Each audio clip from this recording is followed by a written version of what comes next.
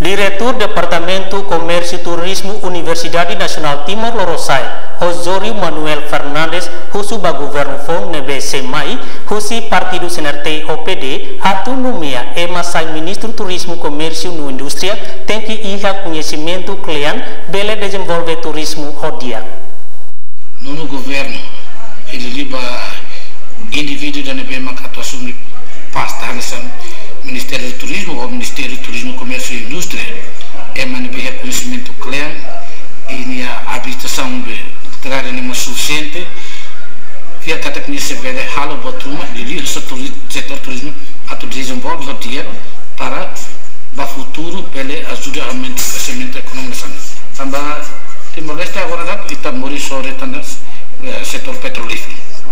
O setor petrolífero se labele garante Timor-Leste na economia do futuro. Então, alternativa se ele que ajuda a crescimento da economia, mas setor turismo na agricultura.